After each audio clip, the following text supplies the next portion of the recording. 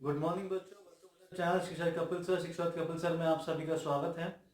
आज जो अपडेट मैं लेकर आया हूँ आपके लिए बच्चों बहुत ही इंपॉर्टेंट है, ना ही सिर्फ बच्चों के लिए बल्कि इनके पेरेंट्स के लिए, टीचर्स के लिए, सभी के लिए। देखिए आज this is the time of confusion, nobody knows what is going to happen, क्योंकि वायरस इज एवरीवेयर। हमें ये नहीं पता स्कूल्स कब ओपन होने वाले हैं, एग्जाम्स कैसे रहेंगे, पैटर्न क्या रहेगा, कुछ भी हमें पता नहीं है अभी ना। तो अगस्त में ओपन होंगे, जुलाई में होंगे, सितंबर में होंगे, कब वायरस थोड़ा नीचे आएगा, कब होगा, तो we don't know anything about this.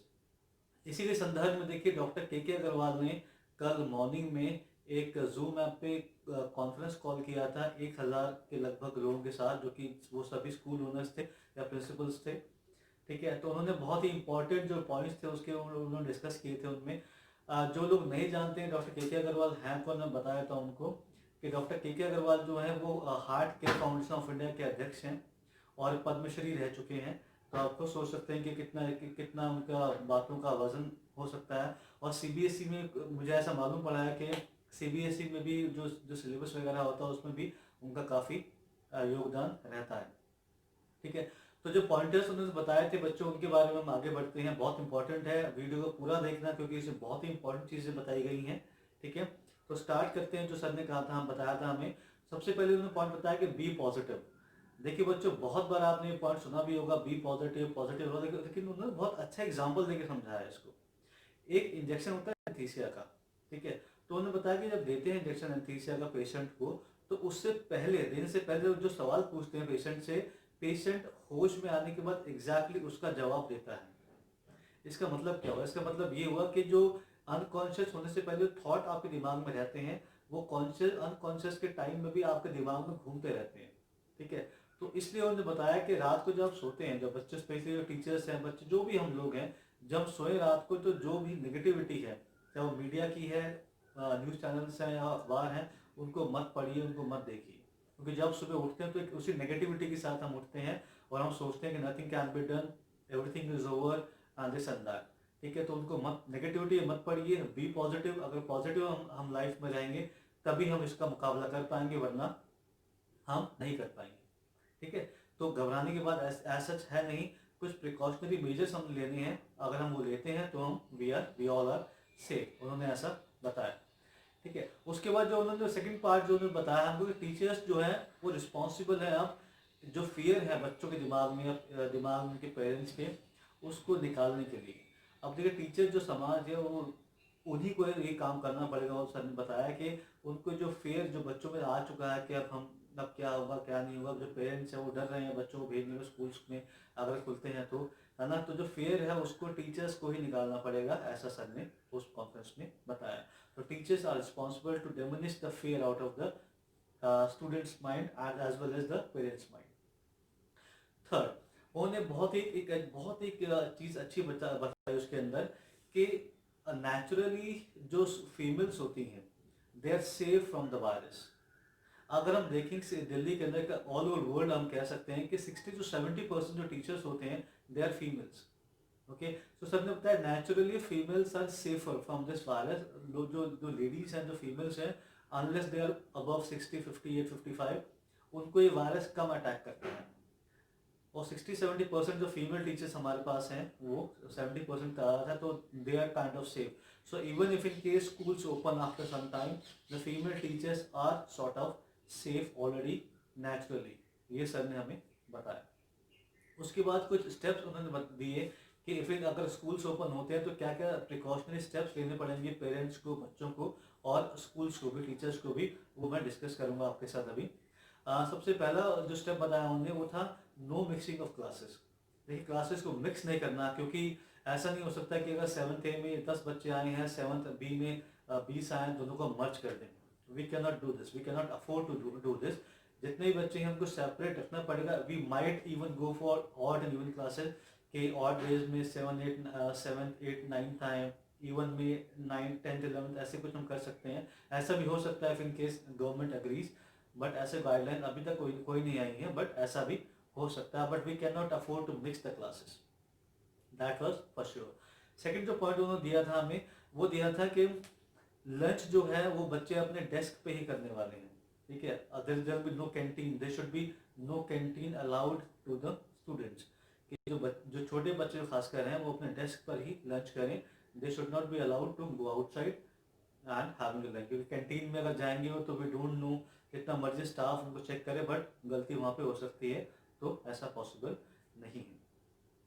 उन्होंने फिर बताया सर ने, डॉक्टर साहब ने, कि बैठने का जो तरीका होगा वो कैसा रहेगा कि एक डेस्क पे अगर हमारा से एक ही जगह पे मुंह रहता है अगर हमारा बैठते हुए, so we are at least risk. देखिए समझिए, अगर मैं आपसे इस तरह से ऐसे बातें कर रहा हूँ, अगर मेरे सामने एक व्यक्ति जिसका फेस मेरी तरफ है, so we both are at risk, क्योंकि हो सकता है कि हमारा हमारा जो सांस है वो वहाँ तक पहुँचे, and if in case I am corona positive, तो जो मेरी सांस है वो इफेक्ट कर सकती है सामने वाले व्यक्ति को।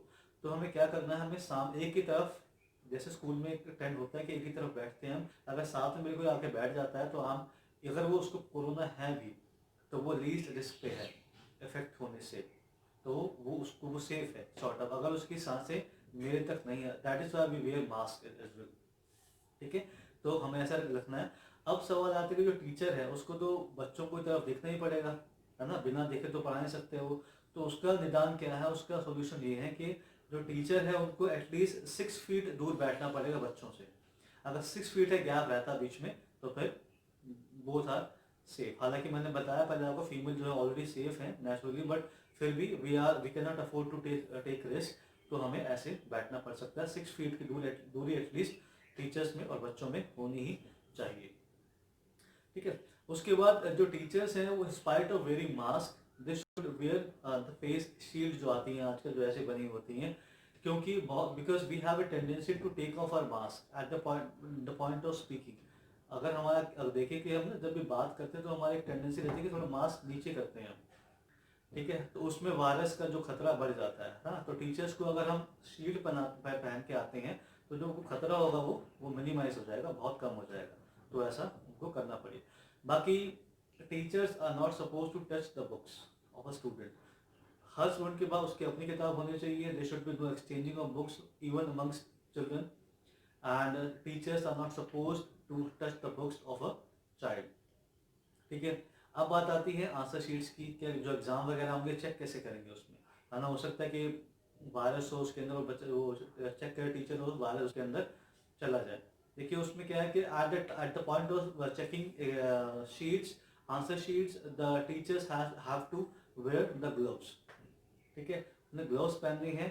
And we can not apply, lot of time देखा होगा आपने कि टर्न पेज करने के लिए हम सलाइवा अप्लाई करते हैं फिंगर्स के ऊपर, we can do that as well, okay. तो पानी थोड़ा लेके बैठिए, ग्लव्स पहनिए, थोड़ा अगर सूखा हो जाए ग्लव तो हल्का पानी लगाइए in order to turn out the pages, ठीक है। ये सब हमें करना ही पड़ेगा वरना प्रॉब्लम हो सकती है, ठीक है। उसके बाद there be no physical activities at this point of time. अभी कोई भी फिजिकल एक्टिविटी, उसका रीजन क्या है कि फिजिकल एक्टिविटी के टाइम पे हम ब्रीथ जोर जोर से करते हैं, ठीक है। उसमें क्या होता है कि उसमें जो हमारे सांस है वो दूर तक जाती है और वो इफेक्ट कर सकती है उस चीज़ को, ठीक है। तो हमें वो नहीं करना है। बाकी जो चीज़ें हैं जैसे ओनर, जो कांटेक्ट जो टाइम होना चाहिए प्रिंसिपल के साथ जो जो स्टूडेंट्स का, वो 10 मिनट से कम होना चाहिए। देखिए लेट सपोज प्रिंसिपल है, अगर पेरेंट्स को मिलने के लिए प्रिंसिपल से आते हैं तो प्रिंसिपल कैनॉट से नो कि नहीं मैंने मुझे मिलना नहीं है ना। So but what principal can do, he can like minimize the time to maximum 10 minutes। क्यों कह सकता है, अगर आप 9 मिनट कोरोना कोई वायरस कोई पॉजिटिव पेशेंट के आमने सामने खड़े हैं, लेकिन अगर आपका टाइम 9 मिनट तक का है उससे आमने सामने खड़े होने का, तो you are sort of safe, least risk पे। हाँ अगर 10 मिनट हो जाता है तो वो फिर आप रिस्क पे आ जाते हैं। तो principals have to make sure कि 10 मिनट से ज़्यादा किसी से बात ना करें। पेरेंट्स से उनको बोलेंगे ठीक है, जो भी आंसर वगैरह होंगे हम आपको कॉल कर लेंगे, या स्टाफ से आपको कॉल या अपडेट्स जो भी होंगी वो व्हाट्सएप पे आ जाएंगी। तो मेक श्योर दैट जो प्रिंसिपल्स हैं वो ज़्यादा 10 मिनट से ज़्यादा बात ना करें किसके साथ भी, ठीक है। तो ये कुछ चीज़ें थी बच्चों। बाकी एक बहुत बड़ा इशू यहाँ पे है कि इफ इन केस किसी स्कूल में कोरोना पॉजिटिव केस निकल आता है, लेट सपोज कोई ऑफिशियल स्टाफ है, कोई क्लर्क है, कुछ भी है, और कोई पॉजिटिव बंदा आ गया, तो वहाँ पे क्या होगा देखिए अथॉरिटीज़ जो होंगी वहाँ पे उस वक्त बहुत एक्शन लेती है इमीडिएटली, और वो हो सकता है कि वो बोलेगा स्कूल को बंद कर दो। तो डॉक्टर ने बताया कि वहाँ पर देखिए स्कूल बंद करने की ज़रूरत नहीं है, you have a right to debate, you have right to fight against it. उन्होंने एग्जांपल लिया सुप्रीम कोर्ट, क्या लेट्स सपोज सुप्रीम कोर्ट में कल कोई केस निकल जाता है कोरोना वायरस का, तो क्या उसको बंद करना पड़ेगा? नहीं ना। अगर मंत्रालय में निकल रहा है तो क्या करेंगे, उसको बंद कर देंगे? नहीं ना। क्या करेंगे? सैनिटाइज करेंगे, साफ करेंगे, हो सकता है 2 10 15 दिन के लिए बंद कर दें उस लिमिटेड स्पेस को, और फिर ओपन करेंगे, है ना। वैसे उन्होंने बताया था कि विदिन 2 आवर्स आप पूरे स्पेस को सैनिटाइज कर सकते हैं दोबारा, अगर कोई वायरस वहाँ पे पाया जाता है तो if in case that happens, अगर आपका लोकल एमएलए है वहाँ पे, अगर वो जाता है कि स्कूल बंद करो ये वे, तो आपके पास राइट है पूरा, you can debate, because that is against the law, you can do this. ठीक है। सो डॉक्टर साहब ने बताया कि अगर ऐसा कुछ भी होता है ओनर्स के साथ, स्कूल ओनर्स के साथ, so they can directly contact to him. उनकी I don't have at the moment his personal number, but I think उनका गूगल पे अवेलेबल होंगे नंबर्स वगैरह, तो वहाँ पे उनको डायरेक्ट कॉन्टैक्ट कर सकते हैं आप लोग, if in case you come across with anything of this sort, जो भी इश्यूज हैं। ठीक है। सो बच्चों ये कुछ इंपॉर्टेंट चीज़ें थी। जहाँ तक स्कूल रीओपनिंग की बात है, that probably might happen last week of August, maybe sorry first week of August, if in case things go right way. So but sure जो गाइडलाइंस है वो अभी तक गवर्नमेंट की कोई आई नहीं है, तो nobody is sure about this. But ऐसा अंदाज सबका है कि जुलाई एंड या फिर अगस्त के अंदर शायद स्कूल्स ओपन हो, या फिर कुछ क्लासेस के लिए ओपन हो, जैसे 9th 10th 11th के लिए ओपन हो, बाकी बंद रहे हैं, छोटे बच्चों के लिए ओपन हो, बड़ों के लिए ना हो। तो ऐसा कुछ प्रावधान हो सकता है जो कि हमें जल्दी मालूम पड़ जाएगा।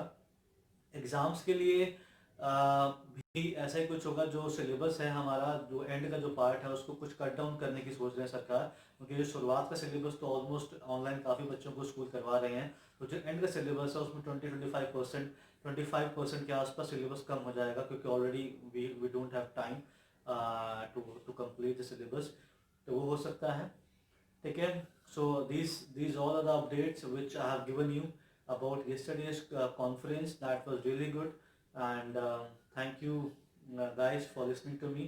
And even here I just would love to say thanks to Agarwal, Dr. Agarwal, for that great help to people. And so guys, I'll come back again with new update। if in case कुछ भी होता है ऐसा, तो मैं दोबारा वापस आऊँगा उस नई अपडेट की सबसे पहले आपके पास, और जो चैप्टर्स चल रहे हैं हमारे उनको कंटिन्यू करेंगे। Okay, so take care of yourself.